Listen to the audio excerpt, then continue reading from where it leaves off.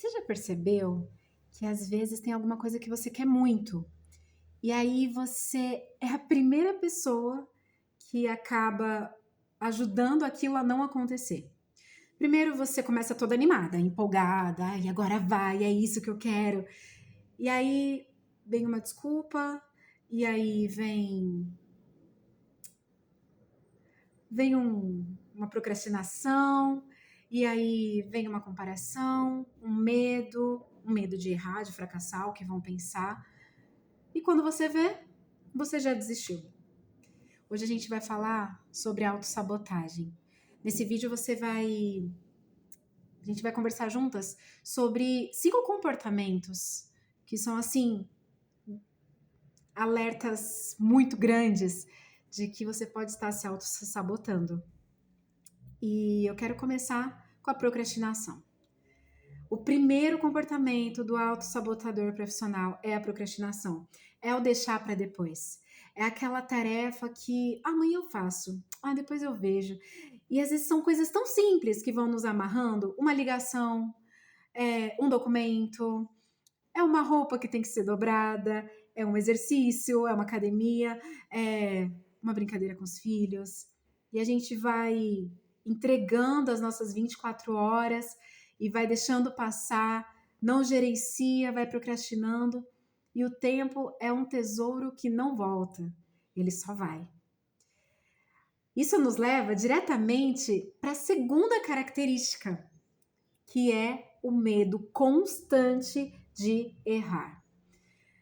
Eu, por exemplo, tirei minha carteira de motorista e dirigi por alguns bons anos. Mas depois que a minha filha nasceu, nós nos mudamos para um bairro onde a questão de mobilidade dos automóveis era assim. Eu falava pro meu marido, eu acho que nós estamos morando num pedacinho da Índia, sabe? Que a gente vê.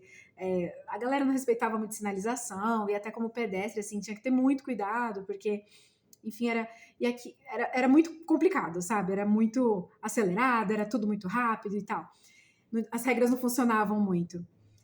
E eu deixei aquilo entrar no meu coração e eu comecei a criar um pavor de errar. Principalmente porque no carro geralmente está a minha família, está meu marido, está a minha filha. E eu pensava, meu Deus, e se eu bater? E se acontecer isso? Isso eu não sei, que aquele medo constante de errar me congelou. Gente, eu já era motorista. E eu fiquei cerca de 3 anos sem dirigir um carro por medo de errar. O medo é aquele inimigo que cresce dentro da nossa cabeça, é aquele monstro, sabe? Que as crianças acreditam, né? Debaixo da cama, de trás do armário, que realmente nos assombra. E o medo constante de errar é altamente prejudicial. Tem um medo saudável, que é aquele medo da sobrevivência, o medo do instinto, né? A gente chega na beira de um precipício e tem aquela sensação. Então, assim, mas aquilo que te inibe de ter uma qualidade de vida e de ser uma pessoa melhor, isso é realmente algo a ser combatido e a ser olhado com muita atenção. E logo em seguida, de mãos dadas, né? Porque as características da autossabotagem, elas não estão assim soltas no universo, elas estão que unidas. Elas trabalham em conjunto, elas são boas de trabalho em equipe. É a autocrítica excessiva. A autocrítica excessiva muitas vezes não vem nem do lado de fora, ela vem de dentro de nós. Nossa, que burra. Meu Deus, Ingrid, como você teve coragem de fazer isso? Meu, tá passando vergonha na internet. O que vão falar quando virem você aqui? Já passou alguma coisa assim? Já sentiu? Já teve um pensamento assim? Gente, que martírio. É aquela autocrítica assim que, sei lá, você vai se olhar no espelho e sabe, é um inimigo dentro de nós. É um vilão que realmente assim nos coloca numa situação de alerta máximo, insuficiência máxima.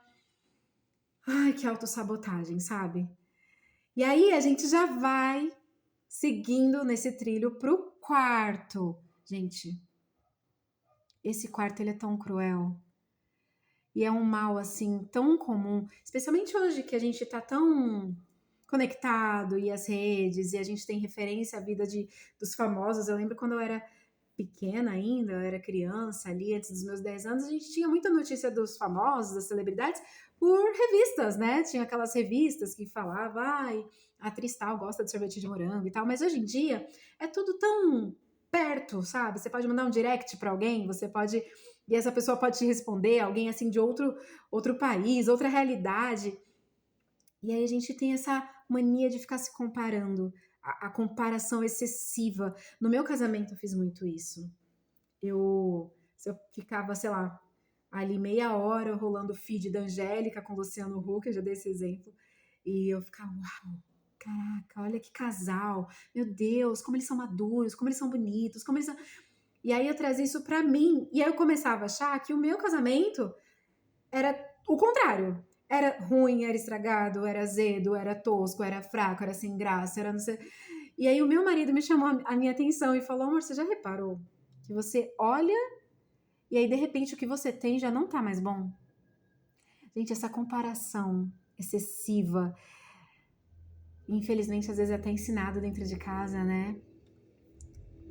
Nossos irmãos, a gente era tipo, ai, mas seu irmão é tão assim.